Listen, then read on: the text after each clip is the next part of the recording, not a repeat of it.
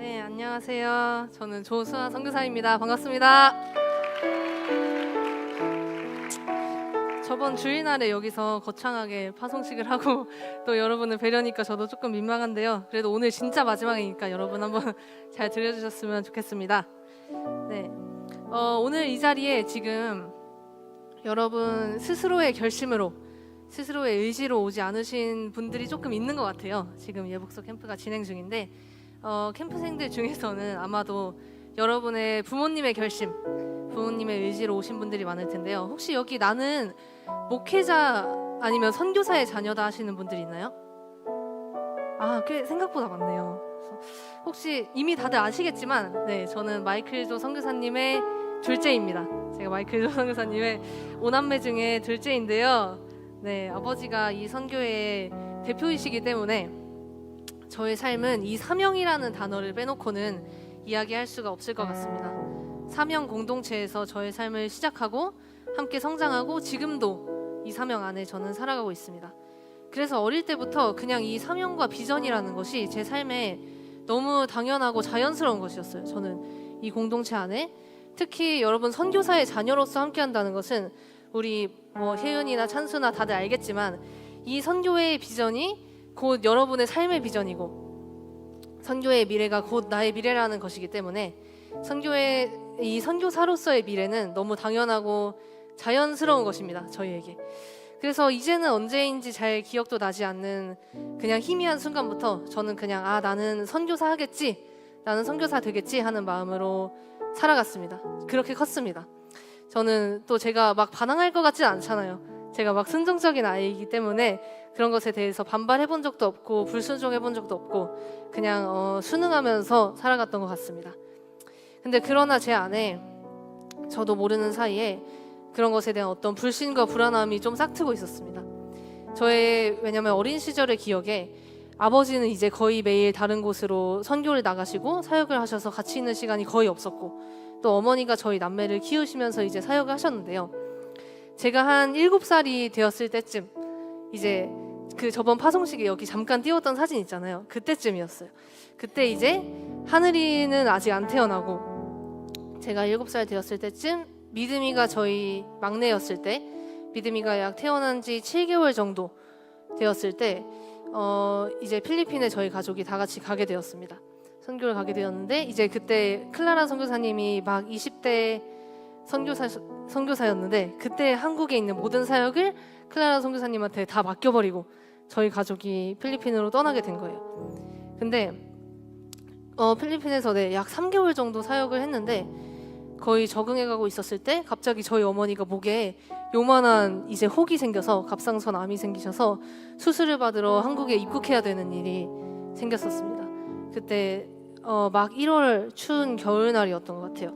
저희 어머니 홀로 저희 4남매를 데리고 그 믿음이가 이제 막 1살이 됐을 때 4남매를 데리고 한국에 들어와서 수술을 받으시고 또 그렇게 수술을 받고서 이제 거의 회복하는 시간이 없이 바로 필리핀에 가서 사역을 하고 그런 일들을 제가 보면서 그리고 좀 지난 뒤이기는 하지만 제가 약 13살 됐을 때도 이제 쓸개에 담석이 생기셔서 어머니가 막 쓸개를 떼어내는 수술을 하시고 그런 일들을 제가 좀 보면서 이 선교사의 삶에 대해서 선교사의 삶은 고되고 힘든 것이구나 라는 생각을 좀 하게 되었던 것 같습니다.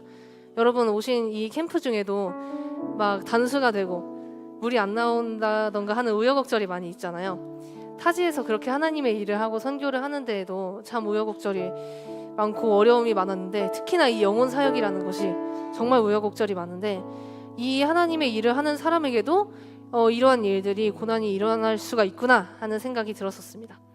세상을 살아가는 어떤 사람의 삶이든 고난과 고통이 없겠냐마는 우리 다 힘든 삶을 살아가지만 저에게 있어 이 선교사의 삶은 매일매일을 고단하고 피곤하게 살아내야 하는 것 그리고 수많은 고난과 어려움을 기다리는 삶으로 저에게는 이 선교사의 삶이 보였습니다.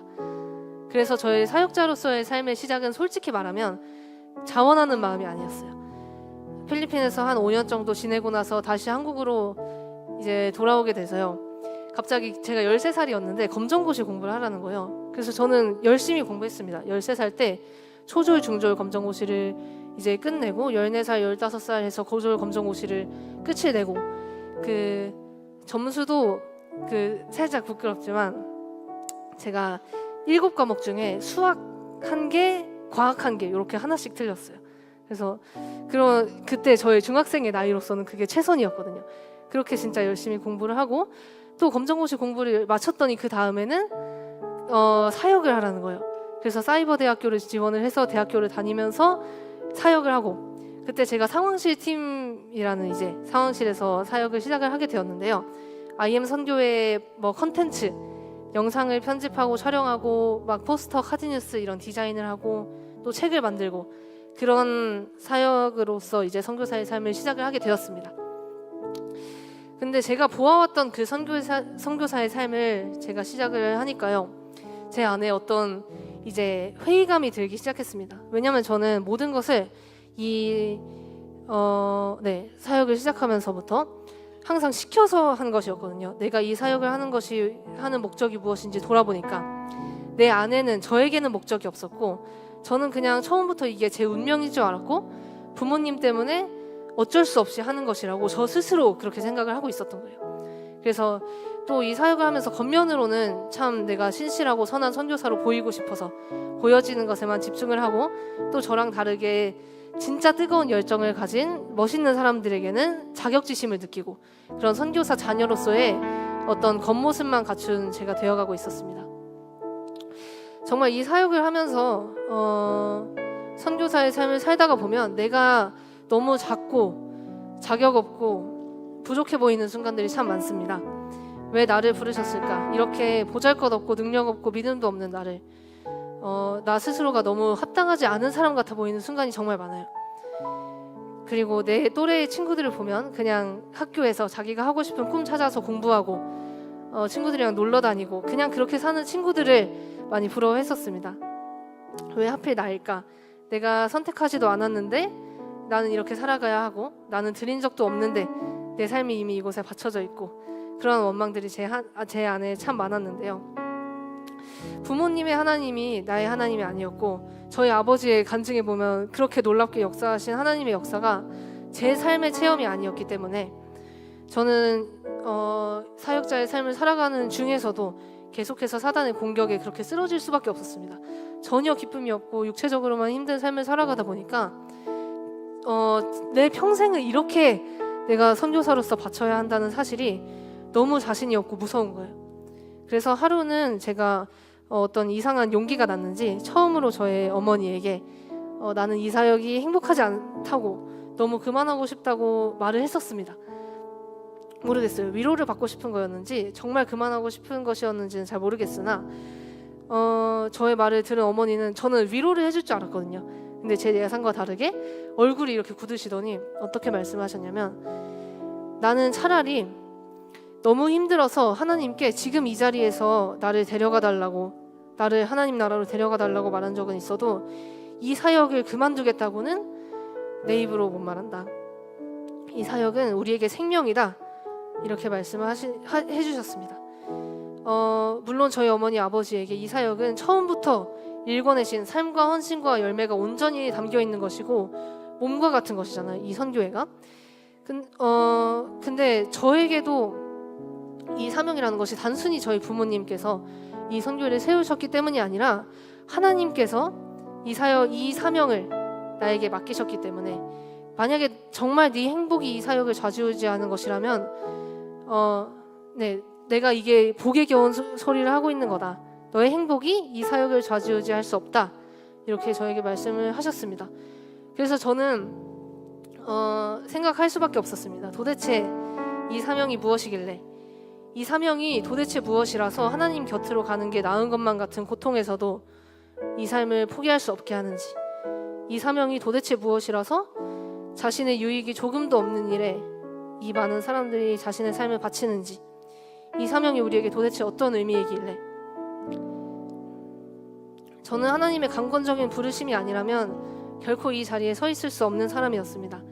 저는 제가 부모님 때문에 이 선교사의 삶을 시작을 했다고 생각했지만, 저를 선교사 가정에서 태어나게 하신 것부터 제가 이 자리에 세워지기까지가 모두 하나님의 계획이었던 것입니다. 이 사명은 곧 하나님께서 저에게 또 우리 여기 있는 모든 선교사님들에게 하나님이 허락해 주신 꿈입니다. 오늘 이 자리에 나온 여러분 한 영혼 한 영혼을 살리는 것이, 그것이 하나님께서 우리에게 주신 꿈이에요. 저는 저 스스로의 꿈을 꿀 수 없게 된 것이라고 생각을 했지만 하나님께서 우리를 이 하나님의 꿈에 동참하게 해주신 것입니다. 여러분 오늘 이 자리에 나오셨을 때 왜 나왔는지 잘 모르겠는 사람도 있을 거예요. 내가 왜 이 자리에 나왔는지, 나는 부모님 때문에 나온 것 같고. 그런데 여러분, 그럼에도 불구하고 드린 헌신과 순종을 통해서 하나님은 일하십니다. 저를 보십시오. 제가 저번 연도 초에 덜컥 갑자기 IT 공부를 하라고 이제 아버지께서 저를 그 학원으로 보내셔서 IT 공부를 시키셨는데, 저는 왜 해야 되는지 모르겠는 거예요.